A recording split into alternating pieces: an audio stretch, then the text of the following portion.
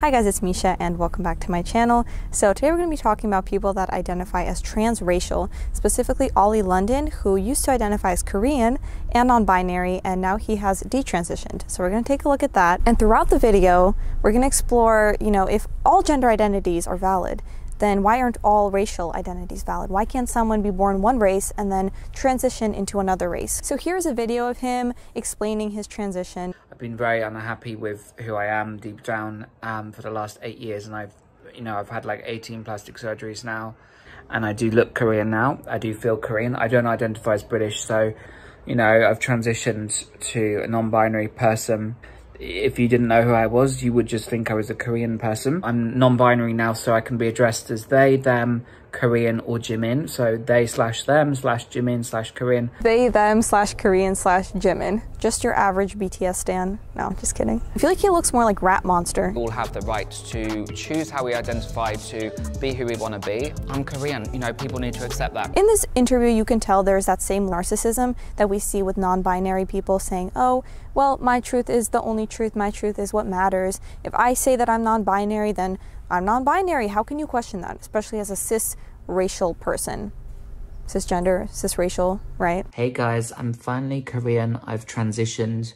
I'm so happy I've completed my look. I'm finally Korean, guys. I have the eyes. He's finally Korean. Also, isn't this insulting to Korean people? He doesn't look Korean. I think it's one thing to appreciate their culture, but you can't change your race. This seems like a joke, right? This seems like he's trolling, but at the same time, he spent $150,000 to look like Jimin, which he doesn't, by the way. And the people saying, oh, I'll accept him being non-binary, but not being transracial and not being Korean. Why? So you accept him as non-binary because that's what our society has accepted to, be totally valid, when in reality, it's just as ridiculous as saying that you are transracial because you have a gender. And with the argument, oh, but he's not hurting anyone. Well, he's posting this on social media. Other people, I'm assuming a lot of young, impressionable teenagers, children even, who like BTS, right? Like the BTS stans. My favorite singer is Jimin too. I can be Jimin? I can be Korean? That sounds fun. I mean, obviously, kids are going to be looking at this and they don't know better. Now they're going to think that they can be transracial. So it is hurting people, especially if then they're going to go and spend all this money to permanently change their face. I mean, this person obviously needs mental help.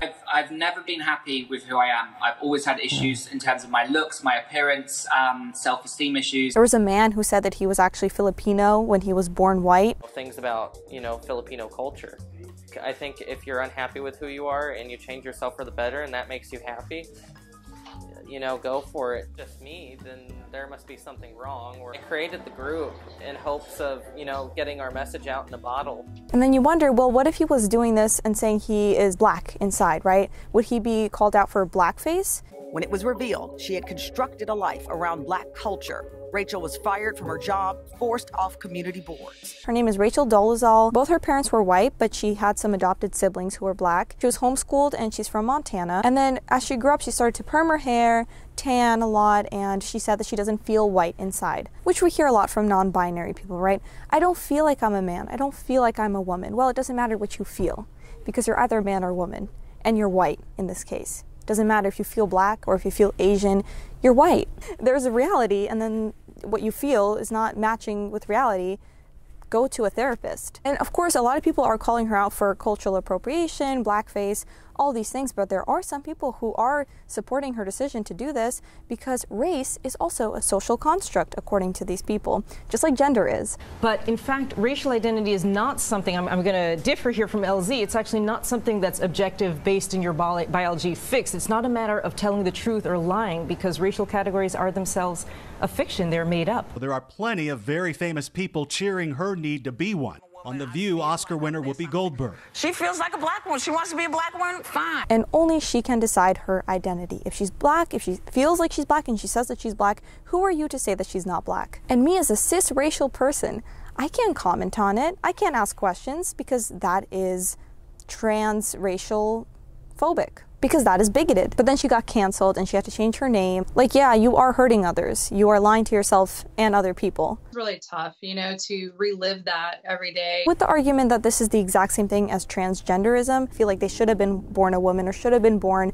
a man, and that is what's known as gender dysphoria. That is a mental illness, and that has been recorded throughout history. This transracial thing, we haven't seen it a lot. Like, this is very new, and very few people are claiming that they are a different race. This is very rare. Sex is biological, and logical transgender people understand that. They can present as a female or as a male. They understand that no matter how long they're taking the hormones or how many surgeries they get, they're always going to be a biological man or a biological woman. And that's why the super woke trans people, or just woke people in general, will claim that, no, trans women are women.